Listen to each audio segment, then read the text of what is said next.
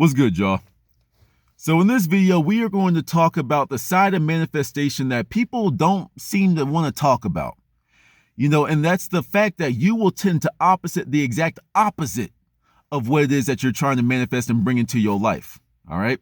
Now, a lot of people be like, well, damn, if I'm going to manifest the opposite, why would I even do this thing? Because it's necessary. All right. I'm sure that for people that are trying to learn more about manifestation, you're going to go in here and you're going to see all these people that say visualize and then watch it appear in your world. I mean, a very cut and dry skeleton fashion, that's true. And I'm not going to take anything away from them. But it's just like you're still missing some pivotal information for people that are trying to learn this skill, this spiritual skill of manifestation. Manifestation is indeed a 3-step process. Visualize, which is what everyone tells you to do. Visualize it. See yourself in the scene. Feel yourself into the moment. Give it all the tones of sensory vividness. See yourself already having whatever it is that you want and make that real. That's step 1. Step 3 is you receiving that manifestation, you experiencing whatever it is that you wanted to experience, right? But no one really wants to talk about, I'm not saying no one, but a lot of people don't talk about this step 2, which is called the bridge of incident. The bridge of incident is a series of life events that get you to your end goal. Let's put it to you like this, right? You want to take a road trip from California to Virginia, all right? You want to take a road trip, a cross-country road trip, right? Well, if you put the directions in your GPS, you have a beginning point and an end point. And then there's all this stuff in between. When you make that road trip, isn't it possible that you're going to run into traffic? Isn't it possible that a deer is going to run across the road? Isn't it possible you don't see a car accident that, stops traffic for miles, or you might be in the fender bender yourself? I'm not trying to wish that upon you, but let's just be real. That's what happens when you're on the road, right? You can see all this type of stuff. You can even take detours.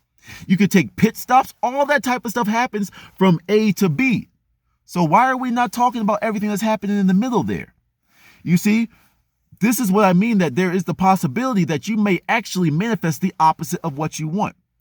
This is something that came from a lesson that I learned from Neville Goddard, who taught me about manifestation. Neville Goddard, and then if you want to go deeper, get into Walter Lanyon, Florence Scovel Shinn, Dr. Joseph Murphy, Thomas Troward. These are all people that talk about this in their own different way. But I got this lesson from Neville, and I forgot exactly what the situation was, but let's just say the person was trying to manifest a new job. Right? So I want a new job. So what happened was something that Neville says, like, for you to get this new job, it may be possible for you to lose the current job that you have. Now, a lot of people, once again, are going to be like, well, why would if I'm trying to manifest a new job, why would me losing my job be beneficial for me? Well, isn't it true, just using this example, isn't it true that people get complacent in their jobs? Right? The first day you show up 30 minutes early. You're ready to go. 6 years into that job, you show up 30 minutes late. You take extra long lunch breaks, all that type of stuff. You got comfortable. You got complacent. So life is going to send you a lesson. It's like, okay, this job is done with you. You're done now. Boom, it's gone. Oh God, I lost my job. Oh God, what am I going to do? What am I going to do? Oh gosh, okay, I need to start hustling. I need to start networking again. I need to start meeting new people. I need to start changing up my environment. You see what happens? You losing your job was a catalyst for you to get to the next level. That is what I mean by you will actually manifest the opposite of what you want, because it's almost like a slingshot. I love using the slingshot analogy because you're trying to go in that direction, right? But in this bridge of incident, you're going to run into some traffic. You're going to run into like a road closed sign. You're going to run into a detour sign, aka something that seems like it's setting you back. You're going to be pulling back the slingshot because, oh my God, I'm going in the wrong direction. I'm going in the back. But then once you get that spark in you again, then you make it to where you was trying to get to eventually. All the detours, all the roadblocks, all the roadkill, the car accidents, all that type of stuff, you still made it. At the end of the day, you still made it to your final destination. One of the affirmations that he was teaching along with this message was, I have a lavish, steady, dependable income consistent with integrity and mutual benefit. That is something, and I used the job example on purpose because I literally just made it through that lesson. That was a lesson, like, when you hear teachers and you be like, damn, hey, it couldn't be me though. there was something in the back of my head that was like, why do I feel like I'm going to run into this one day? You know what I'm saying? And when I had lost my job, I got that spark. I started doing things. I started networking again. I started getting back on my LinkedIn because, hey, I got to get some money. I don't like jobs. I don't like corporate America, but you got to do what you got to do until whatever happens. You know what I mean? You got to do what you got to do. And then one of the things, I was repeating that affirmation all the time. And another one that he was using was, I have done it, I am doing it, and I will continue to do it until that in which I have imagined has perfectly realized itself in my world. I have done it, I am doing it, and I will continue to do it until that in which I have imagined has perfectly realized itself in my world. I think I kind of like paraphrase that a little bit at the end, but nevertheless, so even when you're like from beginning of your manifestation to the end, when things are looking rocky, just use those affirmations, and you see how powerful they are, because what just happens if they come to fruition? I have done it, aka when you visualize something and you see it as a completed thing, I have done it. I am doing it, aka I am still consistently feeding it positive energy, or I am giving it the freedom that it needs to materialize in my world. Because a lot of people, there's two different camps. Some people say continuously feed it positive energy, and some people say let it go. You experiment and figure out what it means to you, and I'll talk about that in a separate video. All right?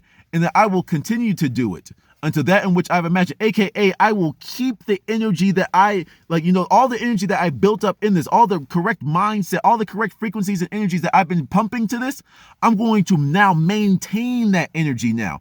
Because you can be rich, but then if you get rich, let's just say you get $1 trillion. You made $1 trillion. Let's make it hyperbolic. And you just start blowing it. Boom, boom, boom, boom, boom, boom. Well, what are you doing? You're acting like a poor person. You're acting like a person that doesn't know how to manage their money. You're acting like a person that doesn't know how to hold on to their money. You know what I'm saying? So you have to continuously keep up that abundance mindset, even when you get whatever it is that you want. But then, who says you can't go up? We are all infinite beings. So you get to this one level, I made my first meal. Okay, well, let's do it again. Let's make my second meal. You know what? I want to get up to 10 mil. Boom, 100 mil. I want to be a billionaire in the next 20 years, whatever. Boom. Keep setting your expectations higher and higher and higher, because you'll quickly realize through the practice of manifestation, you'll always make it.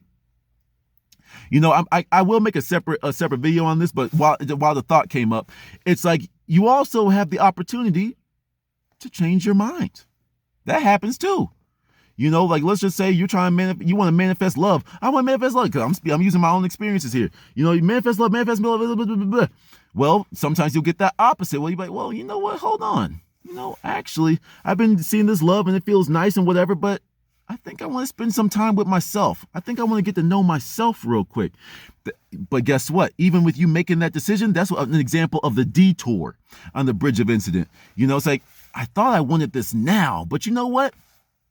Hold on real quick. Let me slow my roll. Let me reevaluate. Do I still want this? And that's something that you need to pay attention to as well. But I'll talk about those in future videos. But hopefully I gave y'all a little bit of insight to some of the nuances that people don't really want to talk about in the manifestation world. Hopefully it was helpful for you. If you have any questions, feel free to let me know, and I'll try my best to answer your question. Till next one, y'all. Peace.